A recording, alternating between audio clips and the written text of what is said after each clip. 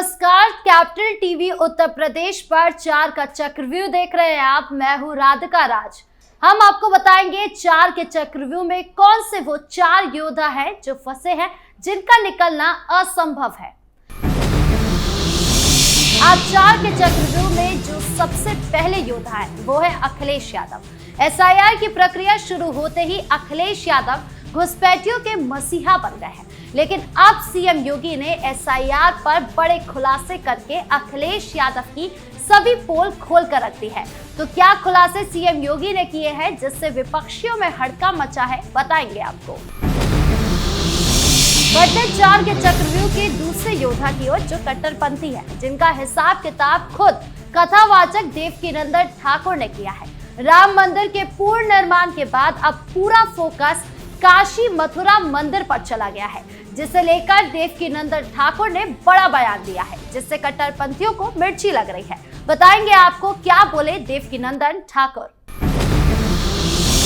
अब बात तीसरे योद्धा सपा विधायक की, जिनका बाइक रैली निकालना अखिलेश यादव को भारी पड़ गया। एक ऐसी बाइक रैली जिसके बाद एक नहीं, 2 नहीं, बल्कि 30 केस दर्ज किए गए हैं। इस मामले के बाद अखिलेश यादव भी सिर पीट रहे हैं कि आखिर कैसे कैसे लोग पार्टी में आ गए हैं। बताएंगे आपको बाइक रैली से जुड़ा हुआ ये मामला। बढ़ते 4 के चक्रव्यूह के आखिरी योद्धा की ओर जो है अपराधी, जिन्होंने उत्तर प्रदेश की गलियों में बहुत आतंक मचाया, लेकिन योगी पुलिस के हाथ लगते ही लंगड़ाते हुए नजर आए। बताएंगे आपको कैसे योगी पुलिस ने इनामी बदमाश की बोलती बंद कर दी। शुरुआत करते हैं 4 के चक्रव्यूह की सबसे बड़ी खबर से, जो एसआईआर से जुड़ी है। जब से चुनाव आयोग ने एसआईआर की प्रक्रिया यूपी में शुरू की है, तब से ही अखिलेश यादव के हाथ पांव फूल गए हैं। वो बार बार एक ही बात दोहरा रहे हैं कि वोटर लिस्ट से पीडीए वोटर्स के जबरदस्ती नाम काटे जा रहे हैं। हालांकि ना ही ऐसा कोई दावा करता हुआ एक भी वोटर सामने आया, और सबसे बड़ी बात, अखिलेश यादव ने पीडीए प्रहरी बना रखे हैं जो बीएलओ के साथ ही रहते हैं, ये देखने के लिए कि एसआईआर की प्रक्रिया सही से हो रही है या नहीं हो रही है। तो वहीं दूसरी तरफ सीएम योगी का भी एक्शन बिल्कुल चालू है। एक डिटेंशन सेंटर बन रहा है, तो वहीं दूसरी तरफ सीएम योगी खुद घुसपैठियों के खिलाफ वोटर्स को जागरूक कर रहे हैं। और इसी बीच वो आगरा पहुंचे, जहां उन्होंने एसआईआर से जुड़ी बैठक की। इस बैठक में उन्होंने 2 काम किए। पहला कि अधिकारियों को सख्त निर्देश दिए कि आपको घुसपैठियों पर सख्ती करनी है और यह सुनिश्चित करना है कि किसी भी हाल में घुसपैठियों का वोट ना पड़े। दूसरा काम जो सीएम योगी ने किया वो था खुलासा। सीएम योगी ने घुसपैठियों को लेकर खुलासा किया। उन्होंने कहा कि सरकार और संगठन के पास स्पष्ट डेटा है कि सबसे अधिक फर्जी वोटर्स अलीगढ़ और मुजफ्फरनगर में पाए गए हैं। इसके चलते विशेष सतर्कता बरतने की जरूरत है। उन्होंने अधिकारियों को चेताया कि लापरवाही बर्दाश्त नहीं की जाएगी और पुनरीक्षण कार्य समय पर हर हाल में पूरा होना चाहिए। उन्होंने जोर देकर कहा कि कोई भी पात्र मतदाता छूटने ना पाए और फर्जी, मृत और बाहरी वोटरों के नाम सूची से हटाए जाए। यही नहीं, अखिलेश यादव का नाम लिए बिना सीएम योगी ने कहा कि विपक्ष पूरी तरह खामोशी से चुनाव लड़ने की तैयारी में जुटा हुआ है और एसआईआर पर अत्यंत गंभीरता से काम कर रहा है। उन्होंने चेताया कि विपक्ष की ये गंभीरता भाजपा कार्यकर्ताओं को भी समझनी होगी। यानी कुल मिलाकर सीएम योगी चुनाव को लेकर एक्टिव मोड पर आ गए हैं। यानी उनका रुख बिल्कुल साफ है कि किसी भी हालत में विपक्ष की साइलेंट रणनीति को शोर से तोड़ना होगा और घुसपैठियों का इलाज करना होगा। बढ़ते हैं दूसरी खबर की ओर, जो कथावाचक देवकीनंदन ठाकुर से जुड़ी है। 500 सालों के संघर्ष के बाद राम मंदिर का बनना हिंदुओं की जीत माना गया। वहां से हर हिंदू को एक विश्वास मिला कि राम मंदिर मिल गया है, ऐसे ही काशी मथुरा भी मिल जाएगा। यानी काशी विश्वनाथ मंदिर और मथुरा की श्री कृष्ण जन्मभूमि। और इसी कड़ी में अब कथावाचक देवकीनंदन ठाकुर का बड़ा बयान आया है। उन्होंने तीखे शब्दों में कहा कि काशी मथुरा प्यार से दे दो, नहीं तो जैसे अयोध्या लिया वैसे ही लेकर रहेंगे। देवकीनंदन ठाकुर का ये बयान अब सोशल मीडिया पर वायरल हो रहा है। वीएचपी के शौर्य यात्रा में कथावाचक देवकीनंदन ठाकुर ने कहा, हमें किसी विचारधारा से कोई परेशानी नहीं है, लेकिन अगर बाबर की बात करोगे तो वहां भेज दिए जाओगे जहां से बाबर आया था, या वहां भेज दिया जाएगा जहां अभी बाबर है। बाबर के चाहने वालों को भारत में कोई स्थान नहीं है। यहाँ कलाम बनकर रहिए, हम आपको गले लगाएंगे। और क्या कुछ बोले देवकीनंदन ठाकुर, आप भी सुनिए। करते हैं और ये ब्रज से अच्छा कौन बता सकता है। हमारे यहाँ कितना आदर करते हैं रसखान जी का, करते हैं कि नहीं। हमें उस विचारधारा से कोई नफरत नहीं है, कोई प्रॉब्लम नहीं है, लेकिन अगर बाबर की बात करोगे तो you must understand my dear, या तो वहां भेज दिए जाओगे जहां से बाबर आया था, और या फिर वहां भेज दिया जाएगा जहां बाबर अभी। ये मैंने नहीं कहा, ये लोग कह रहे हैं, ये मैंने नहीं कहा। लेकिन बाबर के चाहने वालों को, बाबर की विचारधारा चाहने वाले लोगों को भारत में कोई स्थान नहीं है। यहाँ पर कलाम बन के रहिए, यहाँ पर रसखान बन के रहिए, हम आपको अपने गले लगाएंगे। अगर बाबर के दीवाने बन के रहोगे तो बिना डावर के सियावर रामचंद्र की। हमारे लोग कहते हैं देश के गद्दारों को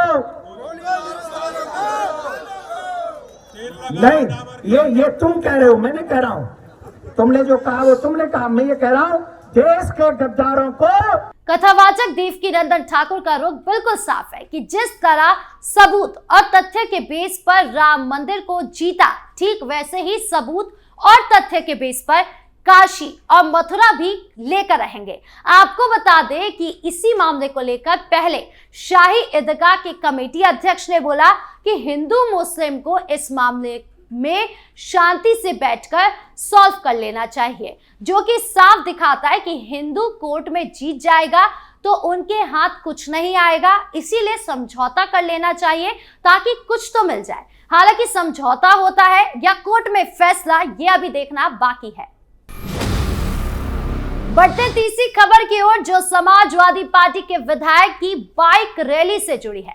दरअसल उत्तर प्रदेश के संभल जिले में एक बार फिर सियासत की आग भड़क उठी है और इस बार केंद्र में है समाजवादी पार्टी के दिग्गज नेता अखिलेश यादव।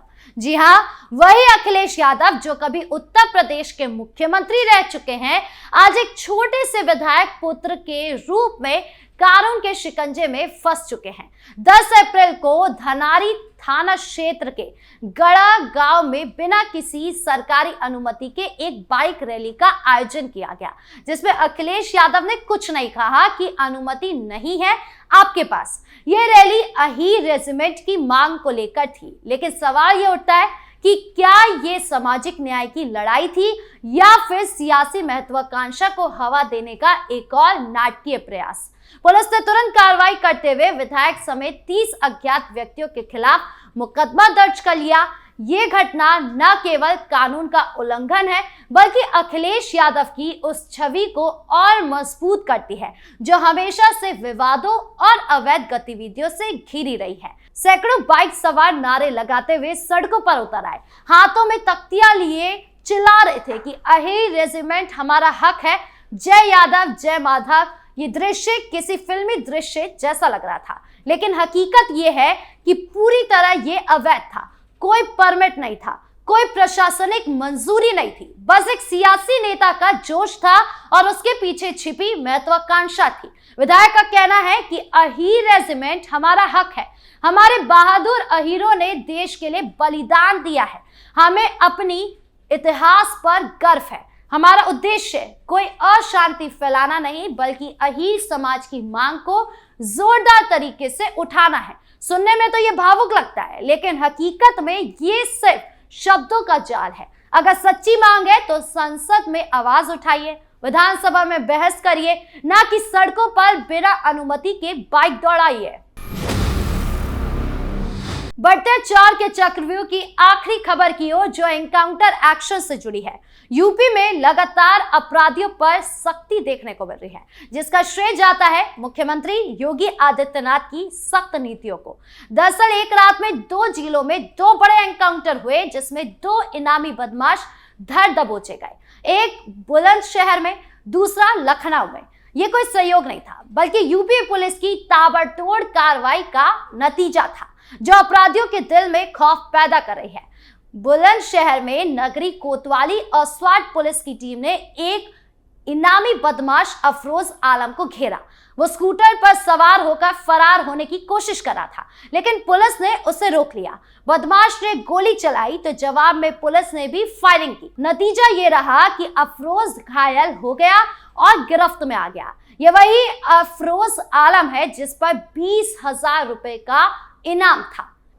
वहीं अगर लखनऊ की बात की जाए तो मोहनलालगंज में टीम पेट्रोलिंग पर थी। सब इंस्पेक्टर मनीष कुमार के नेतृत्व में टीम ने 2 बाइक सवार संदिग्धों को रोका, लेकिन वो तेज रफ्तार से भागे। पीछे बैठा पंकज त्रिपाठी ने पुलिस पर गोली चलाई, जबकि उसका साथी नरेंद्र बाइक उतरकर भाग पड़ा। पुलिस ने बाइक इलाके को घेर लिया। पंकज पेड़ के पीछे छिपकर फायरिंग करता रहा। जवाब में पुलिस की गोली उसके पैर में लगी और वो ढेर हो गया। नरेंद्र को भी चेस पर गिरफ्तार कर लिया गया। पंकज पर 50,000 रुपए का इनाम था। ये कार्रवाई दिखाती है कि योगी पुलिस अभी भी एक्टिव है। बहरहाल 4 के चक्रव्यूह में इतना ही। धन्यवाद।